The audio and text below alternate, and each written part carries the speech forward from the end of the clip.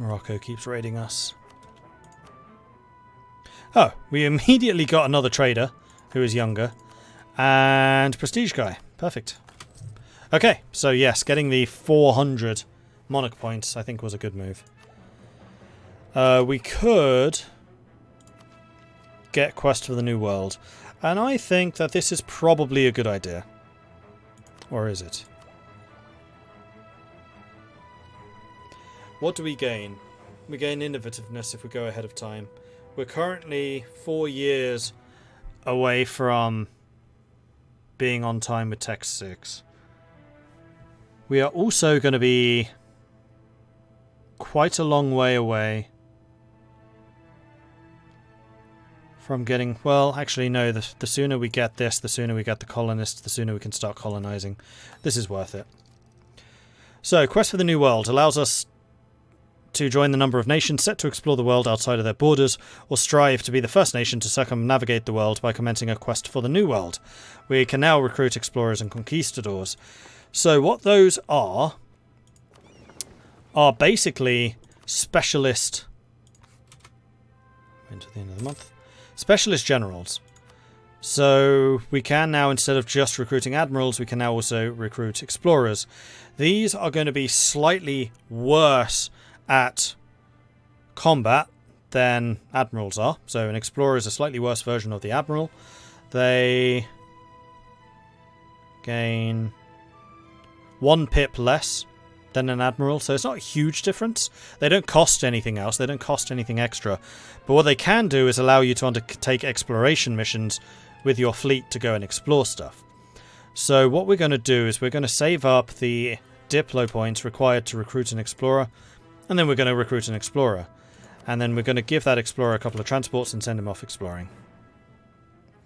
The speed of the ships that you send them on does matter. And I think they have to be a minimum. I don't think you can just send him on 1. I think it has to be like 3 ships to go exploring. So we're going to give him 3 transports. If we had 3 light ships available, I'd give him light ships, but we don't. Aachen will be forced to give Austria 10% of their income. Wow, Austria's been really bad. It is a minimum of 3, and it is lights or heavies. Which is going to require me to build some light ships then. Alright. 58 days. 69 days, 69 days. Although we already have 1 light ship, so we'll add these 2 to that fleet. Venice has... We have improved our relations with Venice. Next up, we're going to do that with France. Just making sure that these guys are staying friendly to us so they don't try and break their alliances. Malaga's been converted. Let's go and get Granada.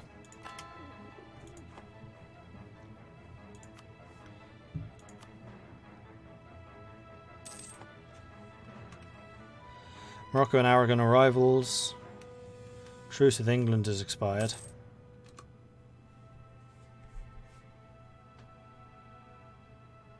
Well, perfect timing. Been watching tutorials for EU4 today and tried to get into it. Is this the first stream? No, this is the 3rd.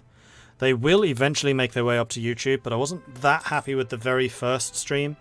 So I might try and re-record that. But it would be an off-stream thing and I just haven't had time.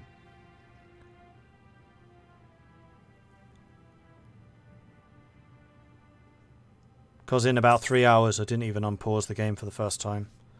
And I know that that will put people off.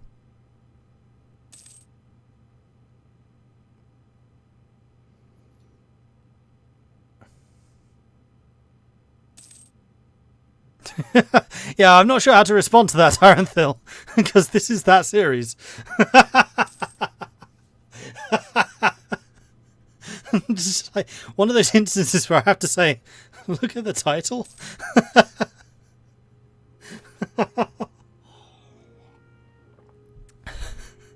The miracle of life.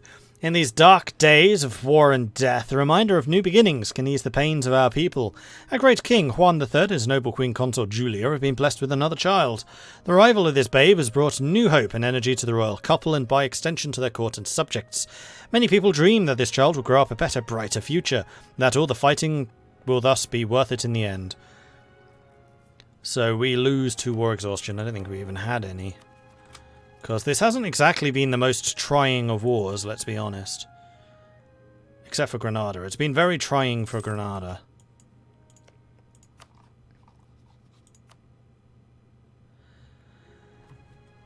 And the chance of the Ottomans wanting to get out is going up. Their enthusiasm's down to just 25. We could try to blockade them in order to take them out of this war and actually have them pay us for the privilege. Maybe we should flex our naval muscles. The nobility often prove unruly subjects of the king, seeking to resist any infringement on their autonomy and seizing any opportunity to strengthen their position. This often includes making common cause with foreign powers. So the king, because he is malevolent, can intimidate them. So for this, we only lose 5 prestige instead of the 15. The nobility gains loyalty. And I'm going to have to say, that's a good idea. Intimidate them. Right. Ships, ships, and ships. These are all the light ships. So we're going to send you all to the Straits of Gibraltar. Merge you together. And then we're going to go ahead and recruit an explorer. Zuniga. I had a footballer on Football Manager who was one of the best characters I ever had. Sebastian Zuniga. Wrecky Dog. Wrecky Dog's going to be our explorer. That's a reasonable name. Because, you know, Wrecky Dog, Recon Dog. Unfortunately, he's not very good at maneuver. Which does mean he'll be moving a bit slower. But anyway, exploration. So how do you do it? Well, it used to be that you could literally just click on the map and off they'd go. But you can't do that anymore. Instead, you need to use these missions. Then you have the explore mission. Are you in a port? You need to be in a port to do this. So we'll put you in Cadiz.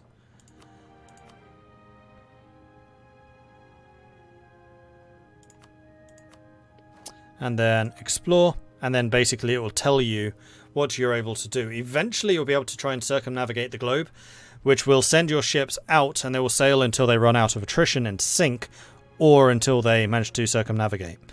So that's not available yet, and frankly, until you get a couple of colonies up, which we can effectively work as resupply depots and just increasing your supply radius, don't do that. However, we can start exploring, so we can see the Caribbean, the North Atlantic, the West Africa, and North African coast. If it's a coast, then they'll start exploring the coastal provinces as well, which will allow you to send out colonists. But what we're going to do is we're going to go and explore the Caribbean Sea, which will then allow us to see the Caribbean coast and then explore that.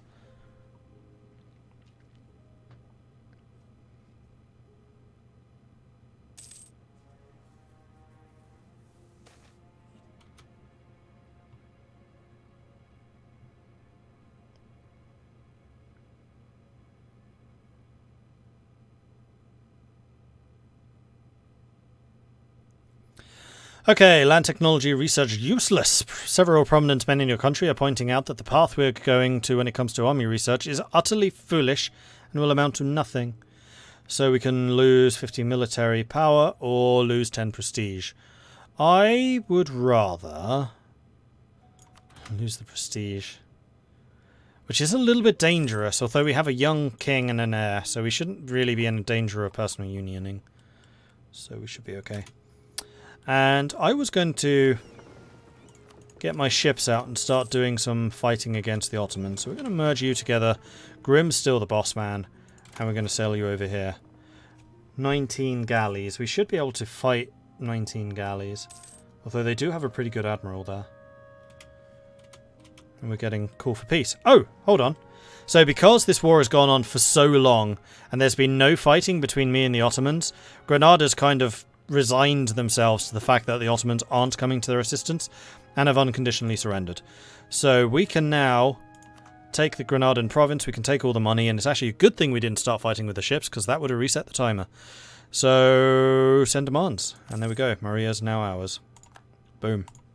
Didn't get anything out of the Ottomans, but that's fine. We have now removed all of the Islamic nations from Iberia. My king! The rumour is spreading the Ottomans are planning to attack Genoa in a war of aggression. Wars of aggression are no CVs. That's not a good idea for you. And we need another rival. England, Morocco or Portugal? I think probably Morocco.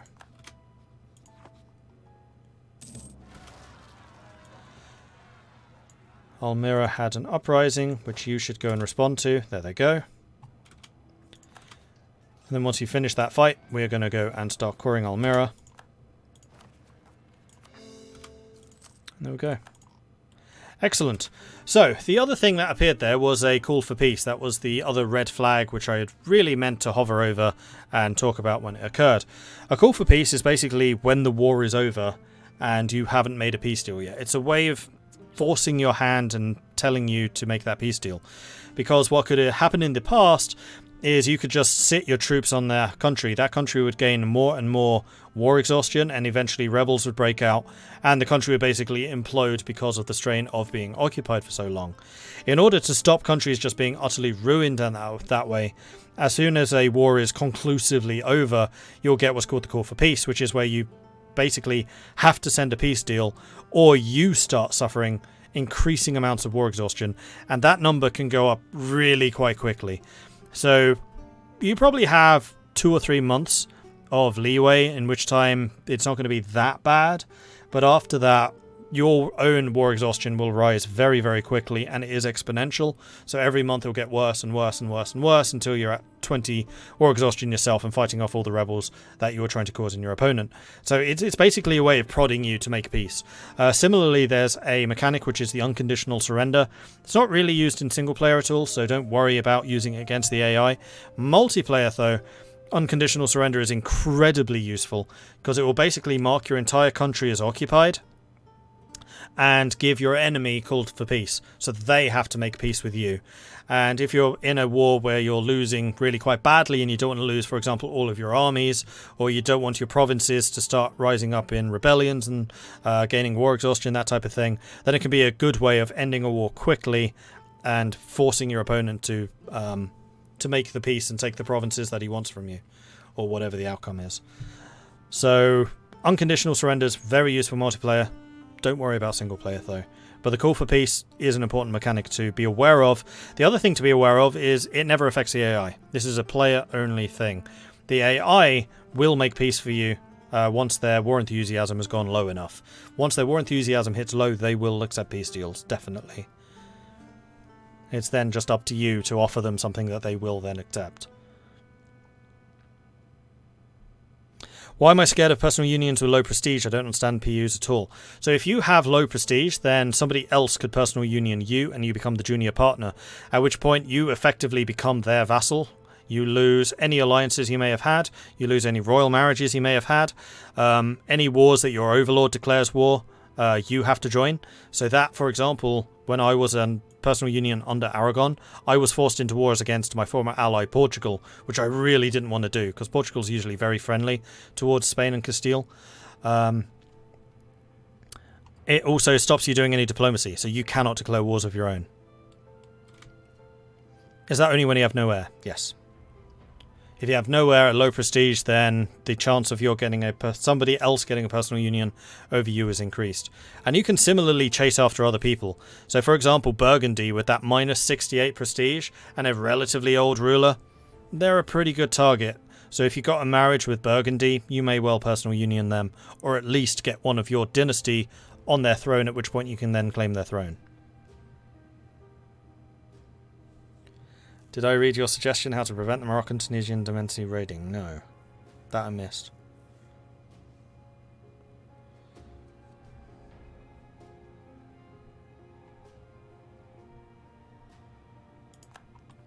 Okay. So, war is over. We can start you drilling again. We have no chance of rebels, so no point suppressing. Once you have defeated rebels, you have about 20 years' time in which they will not rise again. So if we click on the province and hover over the unrest, we will see that there is a recent uprising, minus 100%, which basically means that any chance of unrest in that province is nullified. And any province that contributed to that category of uprising is also nullified. So one uprising in Almera will have been enough to knock out all of the uprisings in the majority of Granada. So it is now very safe to set these guys just drilling again. Meanwhile, let's take a look at our ships. So our ships are now out exploring. You can see that they are removing the terra incognita, which is this foggy stuff. And we have now started to see that there is indeed land out here. We don't know what the land is. We haven't been checking these coastlines yet. But there's something out there which we could probably colonise. And cheeky Portugal just stole Tenerife. Darn it. Okay, so our exploration ships just returned to Gran Canaria. And we can give them another exploration mission, which is going to be the Caribbean coast. Off you go. Oh, hunting pirates? Yes. That's true. I knew about that mechanic, but I should explain it. So you all have noticed that Morocco and the other Berber nations, which is these North African nations, have been raiding us from time to time. As I said previously, that's not really something we need to worry about. We don't lose anything except for a bit of devastation. But it's such a low amount of devastation that it's basically irrelevant. You really don't need to worry about devastation from raiding. It's just a source of money and sailors for them. So it will be making them stronger. You can resist the effects of raiding by hunting pirates. So it's this mission which heavy ships can undertake. So any fleet with heavy ships, possibly light ships too, not sure, can undertake the hunt pirates. The more guns are assigned to it, so the more cannon on your ships, and you can see the number of cannon your ships have by going to the military tab and then just looking down this column, the more it will reduce their efficiency at raiding you. However, they can only raid your provinces once every 10 years. So if you wanted to go through the micro and working out precisely when that raid is going to take place, then having your ships out and active and hunting down pirates can be worthwhile. But for the other 9 years, 11 months, your ships are basically doing nothing. And it's much better to either mothball them to save cash or have them on other more useful missions. And in fact, speaking of mothballing and saving cash, that is precisely what I should be doing with these guys. So we're going to mothball you. Actually, no, I'm going to move you there and then mothball you. We'll mothball you. Our army organizer died. That's unfortunate.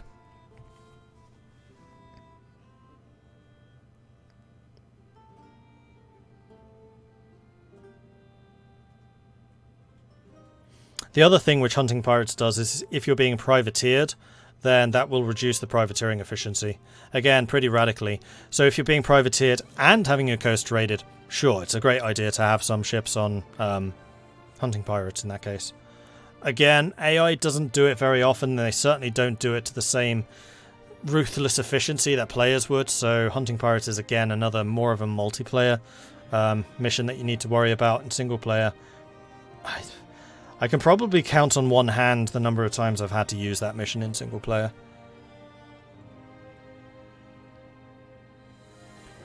Which DLCs do I recommend for a new player? This is a question which is always hard to answer. The two that really spring to mind is Dharma and Cradle of Civilization. Dharma because it gives you upgradable senses of trade, so the fact that these can be upgraded over time, and Cradle of Civilization because it gives you the professionalism mechanic, which is this thing, and the ability to train troops, not drain them. So yeah, those two are the ones I would recommend.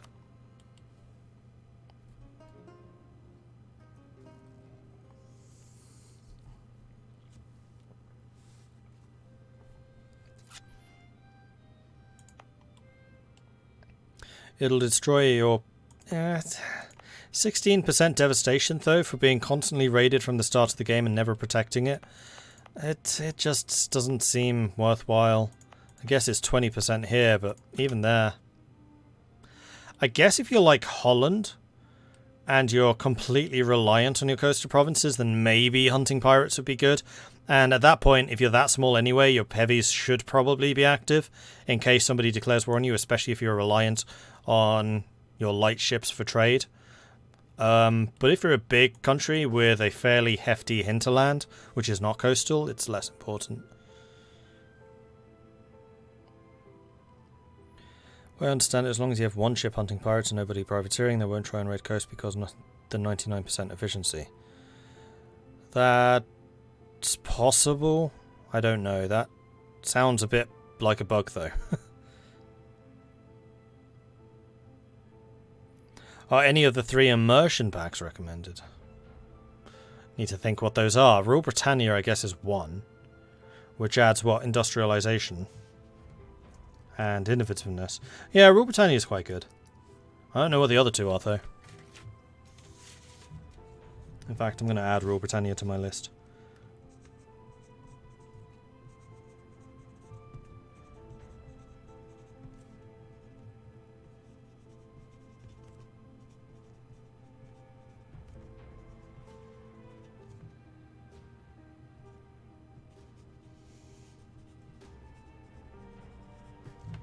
I don't know if furnaces are Rule Britannia only, or if they're available for everyone. Golden Century, no, it's rubbish. Third Rome, only if you want to play as Byzantium. So Rule Britannia is the only one I'd recommend.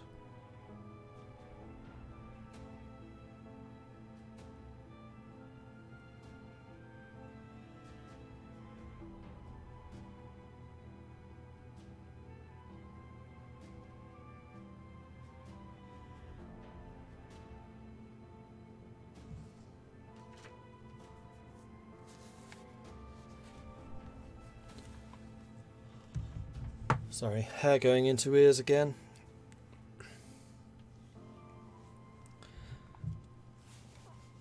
And also just generally getting sweaty because headset all day. Okay, so we do need to hire a new advisor, and I think it's going to be you.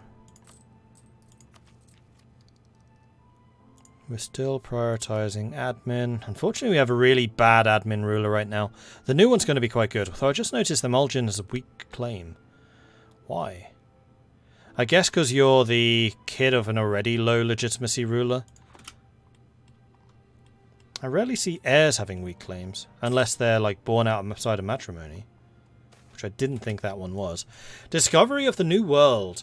On October 12th, 1492, after 34 days out of sight of land, Christopher Columbus set foot on a new island in the Bahamas, which Columbus has named San Salvador. They have discovered the New World. We gain 50 prestige and innovativeness. So our prestige has suddenly gone to positive, and we've also gained some innovativeness, though. That is going to be... I was going to say steadily counting down, but actually because we have positive military tech, it's not.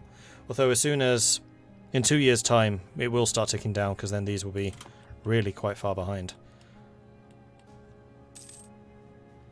Oh yeah, Third Rome's Russia, Purple Phoenix is Byzantium, you're right. Yeah, so I guess Third Rome will give you the ridiculously overpowered Russia. And it really is kind of ridiculous, it does not need that many buffs. After having expelled the Jews on the 3rd of August 1492, the Catholic sovereigns of Spain considered it was time to look after the Moorish population of Al-Andalus, the southern part of the peninsula from the old Muslim kingdoms of Valencia and above all Granada. With the renewal of the Inquisition led by Thomas de Torquemada, Spain became a country of religious fanatics where agricultural work and crafts were considered labours unworthy of Christians. Forced conversions followed, as well as enslavement, torture and executions, where many were burned at the stake. In the wake of these persecutions, many thousands left Spain. So we get a free inquisitor, who is 50% cheaper. However, Granada gets forced conversion to Catholic, as does Almera. The Moors turned to Morocco and Catholicism gained reform desire, or we can say toleration. By embarking on a policy of toleration, we are promising not to try to convert the Moors of Granada. Should we backtrack on this promise, we can expect consequences. Catholicism will lose reform desire, we gain a point of stability, and Castile gains religious tolerance until the death of King Juan. Nope, get rid of them. We're already converting.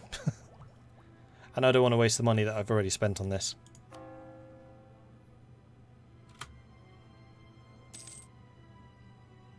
In fact, they were force converted, so I don't even need to do that myself anymore. Bronze Cannon. The Bronze Cannon has made an entrance on the battlefield and is here to stay. The materials needed to feed the growing cannon-making industries has led to an explosion in the demand for copper over the last few years, and prices have risen as a result. So the price of copper has gone up.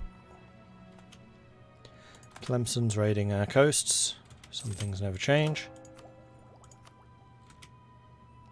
And we are getting closer and closer to being able to embrace the Renaissance. We're going to be one of the last European countries to do so. Ugh. Explorer is ready. Excellent. You go off and get the next place. So I'm going to say the West African Sea. I want to see what's down that way.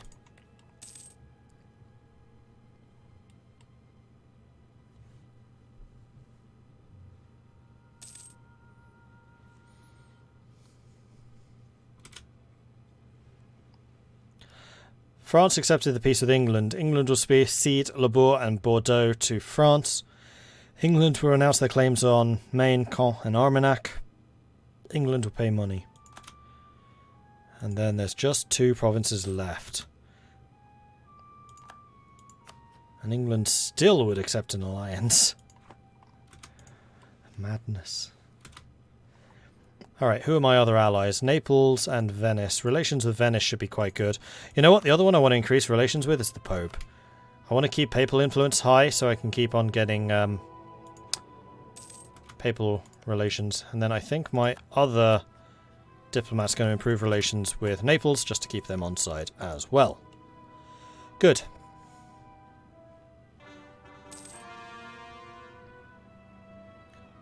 Palmyra is now cored.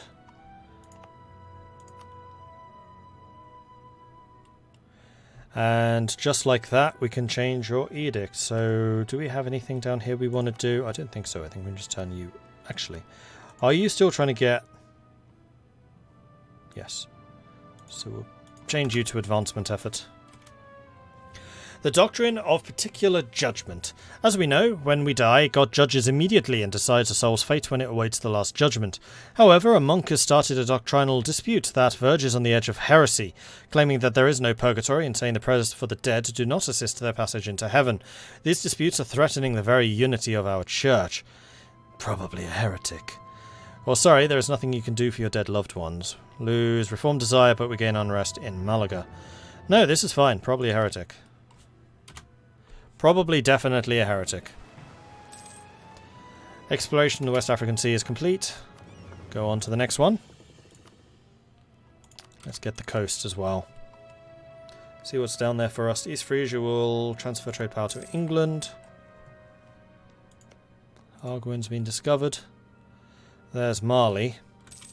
Quest for the New World. After the conquest of Granada, Spain was filled with veterans and warriors of the faith with nothing to do and many needs. Deeds and needs would be fulfilled as Cortés and Pizarro started out to conquer South and Central America. All of these people became the hacienda owners and the trader barons of the New World, bringing wealth both into their own pockets and to the vaults of the Spanish treasury. So we gain Felipe de Velasco as a new conquistador, or we get a new explorer, which is a 225.